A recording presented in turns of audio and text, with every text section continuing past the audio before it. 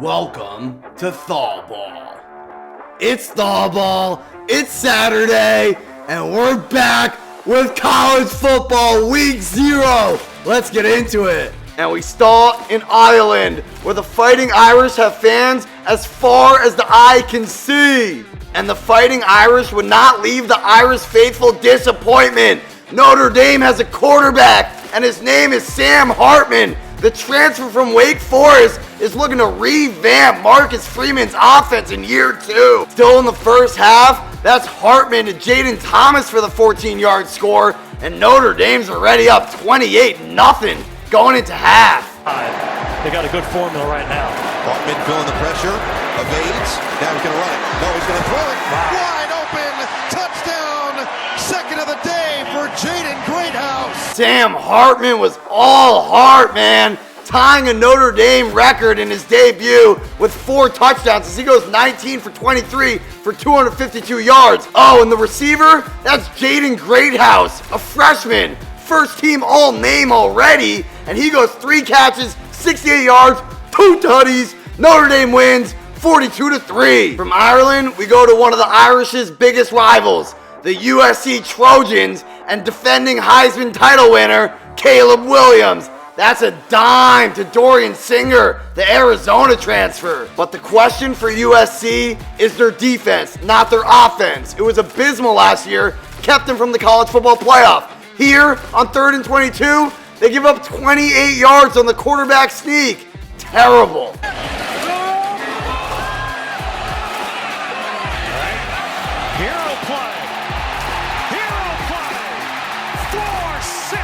Caleb Williams is him, though. And with him at quarterback, you're going to cover up a lot of holes on the rest of the roster. But the USC defense just keeps teams in games. Again, 3rd and 10 with just 13 seconds left, and they give up a touchdown right before half. That can't happen.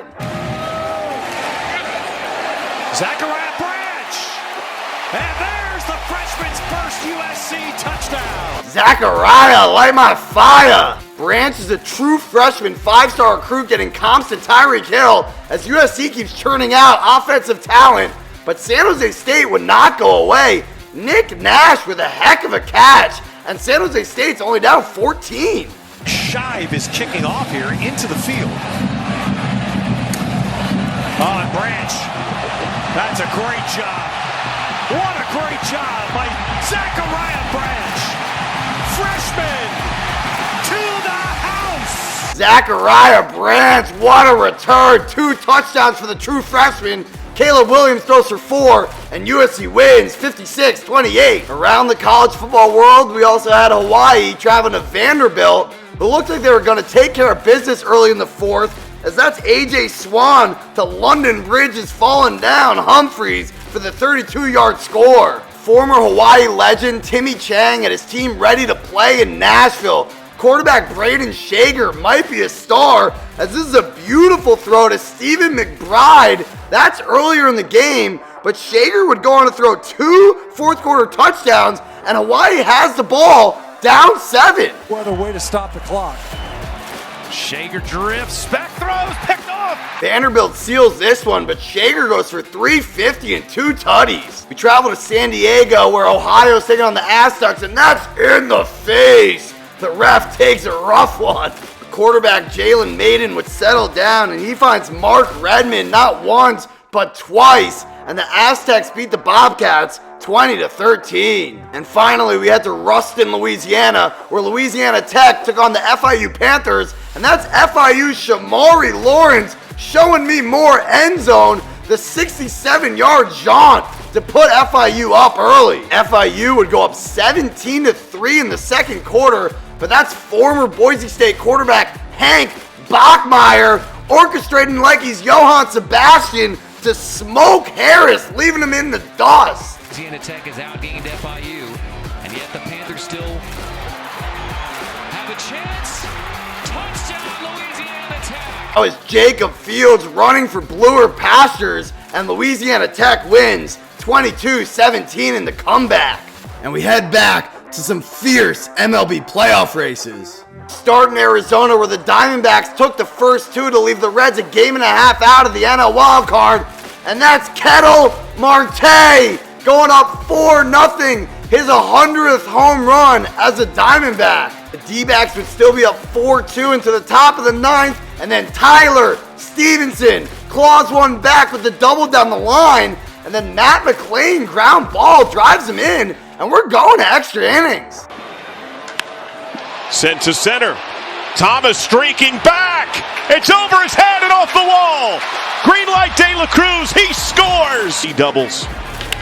That's crushed to right. That's another run.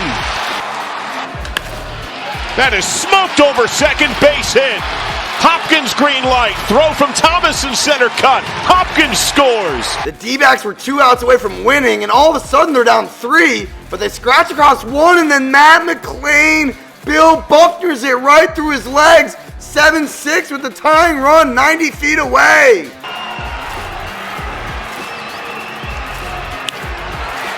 Fly ball to center. Friedel wants it. Here comes Corbin. Pham hustling into third, and we're tied. Christian Walker sack fly, and this nutty game heads to the 11th. A balk, and the Reds lead. A balk on Chrisman, and the Reds on top 8-7. And that's a go-ahead balk in the top of the 11th. The Reds hang on 8-7, and they claw their way back within a half game of the D-backs in the NL wildcard with the crucial 4th game of the series tomorrow afternoon. The Giants are falling out of playoff contention thanks to the juggernaut Braves, and that's RBI leader Matt Olson starting things off in the top of the first, 1-0. Olson would continue with a single to make it 2-0 in the third. Then Austin Riley hits a bomb to break a 2-2 tie in the 5th, and 7 different Braves have hit 20-plus home runs this season, as Orlando Arcia would follow with another solo shot in the 6th. Braves win 7-3. Next, we head to the AL West, where the Mariners are the best team in baseball since July 20th, and they hold a share of first place in the division for the first time since 2003. Claims by the Mariners this year. High fly ball. Left field. There's number 4. Teo with a grand slam, and the Mariners have broken it open here in the 3rd inning. Teoscar Hernandez grand slam. Mariners break it open in the 3rd to make it 7-0. Later, Julio Rodriguez hits a home run to become the fastest Mariner ever. Yes, that includes Ken Griffey Jr. and A-Rod to reach 50 home runs, and the Mariners shellacked the Royals 15-2. So now, after losing 8 in a row, the Rangers are a half game back in the division for the first time since the spring. But that's El Bombe, Adolis Garcia, to put Texas up 1 in the 6th. Twins would tie it back up, setting up for some tense moments in the top of the 9th.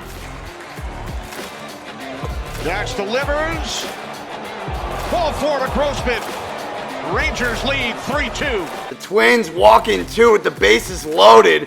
The Rangers finally break their 8-game losing streak and are tied again with the Mariners in the AL West. So now the Astros wanted to win to keep pace in the AL West, and Alex Bregman was keeping it kosher on Shabbat. An early double there. He would then a home run, double again. He goes 3 for 4, 4 RBIs, 3 runs scored, and the Astros win 9-2. In Boston, the Red Sox are hanging around in the AL wildcard, and that's Alex Verdugo, the first Red Sox ever to lead off the game 3 straight games with a home run. But this was a back and forth affair, as that's Max Muncy to give the Dodgers a 4-2 lead in the 5th.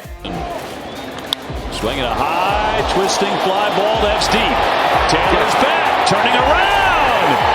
That's gone. It's gone. Adam Duvall with the long ball. Red Sox take the lead back. They would go up 7-4, but the Dodgers would have the bases loaded and a chance to tie the game. From Martin to Muncy.